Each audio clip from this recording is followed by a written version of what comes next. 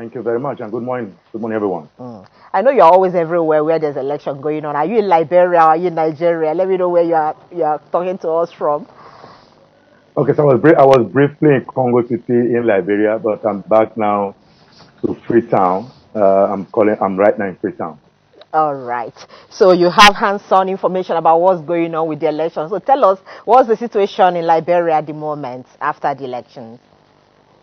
So really, everything is really calm, beyond expectation, beyond what we thought was going to be like the pre-election activities that led up to the election, where we had at least arguably about 3 deaths from the pre-election intervention. So we thought the election would be a bit violent, but no, it returned to be very peaceful. Everyone went about their normal activities, unless in a few areas where there were a high number of voters and that kind of usual environment. And of course, in very hard locations where materials were deployed late, election continued yesterday in certain areas where poll did not happen on October 10th because of the terrain, the rains. Most of the paper, like the Electoral Commission chair said yesterday, some electoral materials got wet because of the rains, and they had to reproduce that for elections to hold. So we are expecting that today, tomorrow, all of the processes would have been done. There's an area where the Electoral Commission chair said they are still awaiting information whether election took place there or not. But for now, Liberia is a bit calm after the time we left yesterday. Okay, so let's look at, before we talk about whether results have started trickling in or not, let's look at how different is Liberian election from Nigeria's situation, because I know you've monitored both, even though when you look at the number of people who are registered to vote, it's nothing compared to what we have in Nigeria. Does that a little number make it easier to conduct election in that part of the world? Well, like you said, no election is really easy to conduct because you're looking at terrain, you're looking at deployment of materials. Just as supposedly, I don't want to use the word small state, but the small state, Bayelsa, with a population of people, you say that it's a small state, but the landmass is almost like bigger than some states with about 5 million registered voters. So to deploy materials to somewhere like southern Ijo area, Nembe and Braz is almost an uphill task when you compare that to states like Benin, Edo State, or Nasarawa, maybe not even Benue. Benue is an uphill task again because of the wide array of area you have to deploy materials to. So in Liberia, there are also that kind of terrain. It's a small country, like a state in Nigeria, because we're talking about 5.2 million registered voters, but the landscape, the waterlog, and it's rainy season is a bit of an uphill task delivering material to those areas. But if you compare that with Nigeria, we will be doing a wrong comparison, but maybe we can analyze the electoral laws, the way things are done, and all of that. Yes, they have a good, unique way because in many areas, electoral materials arrive a day before the poll. Then the night of the poll, materials were already at the precinct. Materials were already at the polling unit, where you call polling unit precinct. And by the next day, it just took off without any hassle. But in other areas, it wasn't like that. Materials were still being coming in on the day of election. Some didn't arrive until 11 a.m. on that election day, and which pushed voting beyond 6 p.m., the expected time of closing.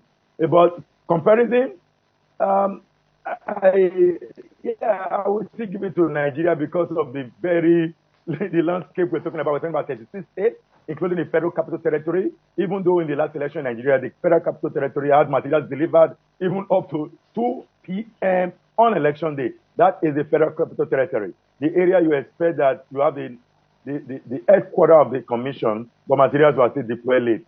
Logistical challenge across EMBs in Africa, particularly in West Africa, continue to be a challenge anywhere. But Liberia did improve, unless for the terrain, like I said, the rainy season. And there are conversations that elections should move out of the rainy season, just like conversation is also going on in Liberia.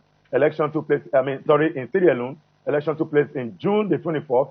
And many people said because of the rain, there are conversation right now in Sierra Leone to move elections to November so that people can vote, the weather will be clear, and there won't be any challenge with terrain. All right, so let's look at the two contenders in this election, George Weah and, of course, Mr. Bokai.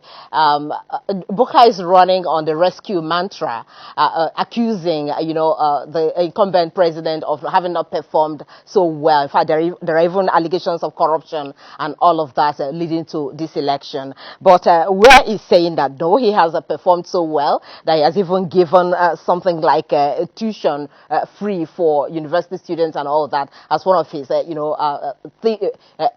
strong points for going into this campaign. But you are on ground there. What are the feelers you're getting from the people as to the performance of George Weah in the last 6 years? Sincerely, there are three critical areas that the people worry about. Number one is the level of corruption. Number two is the level of poverty. There are more than 50% of Liberians that live below poverty line, which is $1.25 a day. More than 50%. That's arguably half of the population of Liberia live below poverty line. Of course, that's not, if you compare that to other countries in Africa, you will say half is really good. But in some countries, we are talking about 60, 70%. And then you look at the infrastructural development. Many people say 6 years ago when we came, it was more like where was going to change 6 years after to reduce the level of poverty, to increase the living conditions of Liberians, to improve on governance architecture, to address corruption, which is the bane of Africa's development. And 6 years after, all of the things that were part of the campaign mantra of current President Weah has returned back to be the same, that Liberians are back to 6 years ago.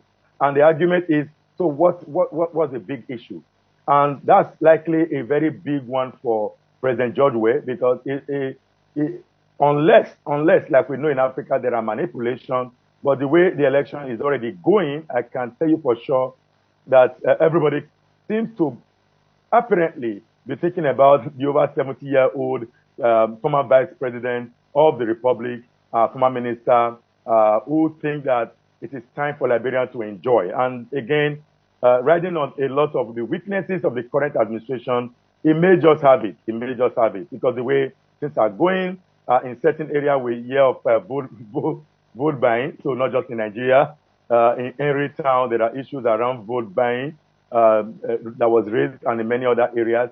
But in all honesty, President George Weah is up to a very high task. The opposition is very close. I doubt if there will be a first runner winning at the first ballot.